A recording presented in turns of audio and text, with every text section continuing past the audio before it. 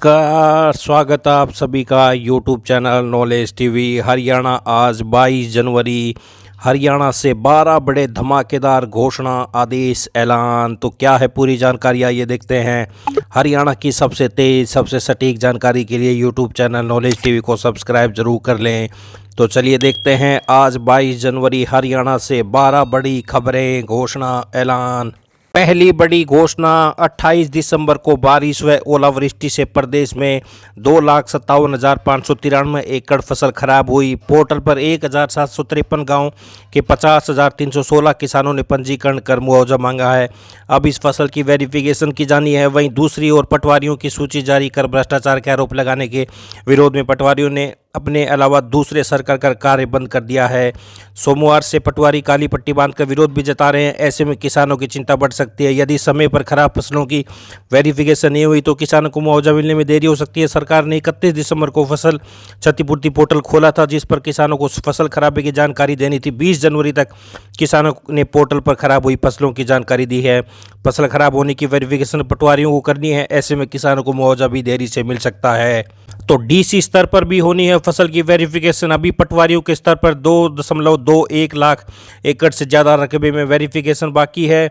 CRO के स्तर पर 2.55 लाख एकड़, डीसी के स्तर पर 2,55,336 एकड़ फसल की वेरिफिकेशन होना बाकी है। विरोध से पटवारियों की कमी आड़े आएगी और जहां फसल खराब हुई उसकी वेरिफिकेशन भी समय पर नहीं हो सकेगी। तो किसानों ने 2.57 लाख एकड़ का मांगा मुआवजा। पटवारियों के विरोध से वेरिफिकेशन में देरी। 31 दिसंबर को सरकार ने पोर्टल खोला था। 20 जनवरी तक पोर्टल पर फसल की जानकारी मांगी गई थी। तो ये बड़ी अपडेट। ये दूसरी बड़ी घोषणा देखते हैं। हरियाणा सरकार ने सीईटी के माध्यम से इसी साल 50,000 से अधिक पदों को भरने का लक्ष्य रखा है। मुख्य सचिव ने इसके लिए विभिन्न विभागों से खाली पदों का ब्यौरा मंगवाया है। अभी तक हरियाणा कर्मचारी चयन आयोग के पास अलग अलग विभागों से करीब 10,000 पदों की मांग पहुंच चुकी है। इनमें 5,600 सिपाहियों के पद व 750 पद स्वास्थ्य विभाग के हैं। सबसे अधिक भर्तियां शिक्षा विभाग में होनी है। ग्रुप सीडी के 50,000 पद इसी साल भरने के लिए मांगा ब्यौरा। आइए अगली बड़ी घोषणा देखते हैं। हरियाणा में सरकारी विभागों, बोर्डों, निगमों और स्वायत्त निकायों में लगे चतुर्थ श्रेणी कर्मचारियों को वर्दी भत्ता अब किस्तों में मिलने की बजाय एक साथ मिलेगा। वर्तमान में वर्दी भत्ते के रूप में हर महीने 440 रुपये वेतन के साथ दिए जा रहे हैं। अप्रैल से नया नियम लागू होगा, जिसके मुताबिक वर्दी का बिल देने पर वार्षिक आधार पर 5,280 रुपये का भुगतान एक साथ किया जाएगा। मुख्य सचिव की ओर से इस संबंध में सभी विभागों को निर्देश जारी कर दिए गए हैं। वित्त विभाग ने प्रदेश सरकार के कर्मचारियों और अधिकारियों के साथ ही न्यायिक सेवाओं से जुड़े लोगों के लिए ग्रेच्युटी की सीमा को 5 लाख रुपये बढ़ा दिया है। अभी तक जहां 20 लाख ग्रेच्युटी मिल रही थी, पहली जनवरी से 25 लाख रुपए तक की ग्रेच्युटी मिल सकेगी। इस तरह ग्रेच्युटी में 25% की बढ़ोतरी की गई है।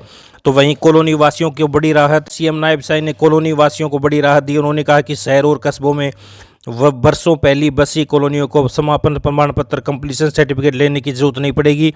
जिन्हें आंशिक समापन प्रमाण पत्र मिला हुआ, इससे बड़ी राहत मिलेगी। प्रदेश सरकार ने कॉलोनियों में बुनियादी सुविधाएं सुनिश्चित करने और विकास कार्य में तेजी लाने के लिए 50 साल पुराने नियमों में बदलाव किया है। तो ये आप देख सकते हैं बड़ी अपडेट। ग्रुप डी कर्मचारियों को दी सौगात, वर्दी भत्ता 5,280 रुपये एक साथ मिलेगा। तो ये बड़ी घोषणा है। आइए अगली बड़ी घोषणा देखते हैं। ग्रुप ए और बी की भर्तियों में शामिल होने वाले अभ्यर्थी अब अपनी आंसर शीट देख सकेंगे।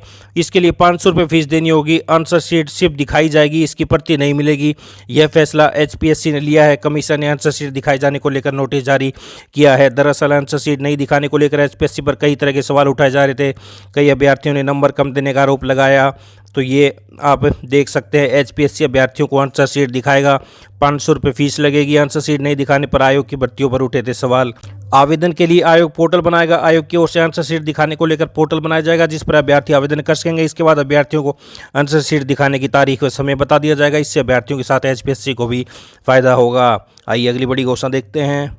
25-26 को सरल पीपीपी संबंधित सेवाएं बंद रहेंगी। प्रदेश में 25 और 26 जनवरी को सरल व पीपीपी से संबंधित सभी ऑनलाइन सेवाएं बंद रहेंगी। राज्य डाटा सेंटर द्वारा अपग्रेडेशन के चलते इन 2 दिनों के दौरान ऑनलाइन सेवाएं बाधित रहेंगी। 25-26 जनवरी को तो नागरिकों को सरल सेवाओं और पीपीपी से संबंधित सेवाएं, कुछ ऑनलाइन सेवाओं में अस्थायी व्यवधान होगा।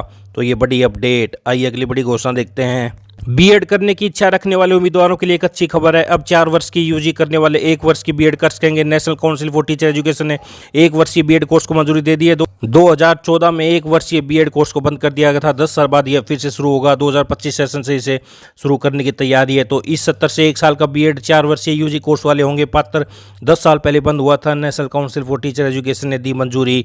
तो ये बड़ी अपडेट। तो वहीं हरियाणा मंत्रिमंडल की बैठक कल, हरियाणा मंत्रिमंडल की बैठक मुख्यमंत्री नायब सैनी की अध्यक्षता में 23 जनवरी को होगी। इसके लिए सभी तैयारियां पूरी कर ली गई हैं। तो कल बड़े फैसले लिए जा सकते हैं मंत्रिमंडल की बैठक में। आइए अगली बड़ी घोषणा देखते हैं। तो जिले के सरकारी विद्यालयों में 9वीं से 12वीं कक्षा तक के मेधावी विद्यार्थियों को सरकार हर महीने 1000 रुपये प्रोत्साहन राशि देगी। यह राशि उन सभी बच्चों को दी जाएगी जिन्होंने वार्षिक परीक्षा में अपनी कक्षा में प्रथम स्थान प्राप्त किया है। इसके लिए शिक्षा निदेशालय की ओर से जिला शिक्षा अधिकारी को 24 जनवरी तक प्रोत्साहन राशि के लिए पात्र अभ्यर्थियों के नाम भेजने के निर्देश दिए हैं।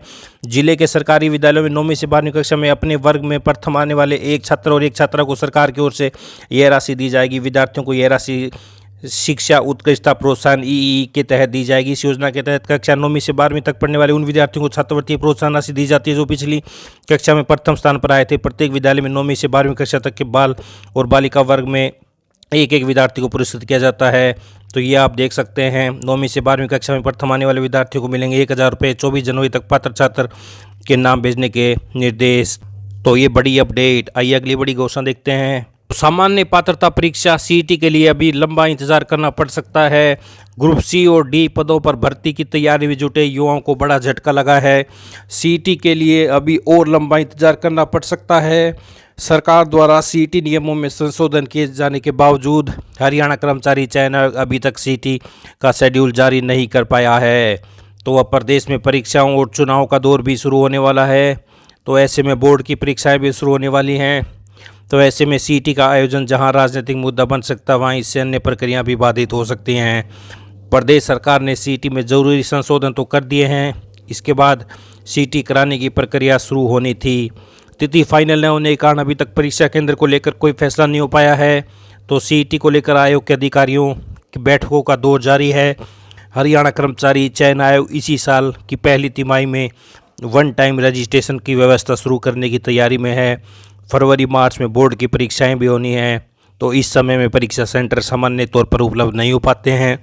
इसलिए अगर सीईटी का आयोजन जल्द से जल्द भी कराने का फैसला आयोग के द्वारा लिया जाता है तो भी मार्च के अंत या अप्रैल के शुरू में ही परीक्षा केंद्रों की उपलब्धता होने की संभावना है। तो बिना एग्ज़ाम सेंटर के एग्ज़ाम में देरी होना भी बड़ी वजह है। प्रदेश में 5 फरवरी के बाद किसी भी समय निकाय चुनाव का ऐलान भी किया जा सकता है। तो चुनाव फरवरी के अंत में या मार्च की शुरुआत में होंगे। तो फिर सीईटी का देरी होना बहुत ज़्यादा आसार हैं। तो सीईटी मार्च या अप्रैल में होने के पूरे आसार हैं। देरी होगी सीईटी में। तो ये बड़ी अपडेट सामने आ रही है। हरियाणा 22 जनवरी बुधवार दोपहर 1 बजे तक ये थी हरियाणा की सभी छोटी से बड़ी योजना, घोषणा, आदेश, ऐलान। हरियाणा की सबसे तेज़, सबसे सटीक जानकारी के लिए यूट्यूब चैनल नॉलेज टीवी को सब्सक्राइब ज़रूर कर लें। यूट्यूब चैनल नॉलेज टीवी को सब्सक्राइब करने के बाद बेल आइकन का बटन ज़रूर दबाएं ताकि अगली वीडियो का नोटिफिकेशन आपके पास पहुंच जाए। अगर बेल आइकन का बटन नहीं दबाए तो आपको नहीं पता चलेगा अगली वीडियो अपलोड कब हुई है। तो यूट्यूब चैनल नॉलेज टीवी को सब्सक्राइब करके बेल आइकन, घंटी का बटन ज़रूर दबाएं ताकि आपको पता लग जाए अगली वीडियो कब अपलोड की गई है।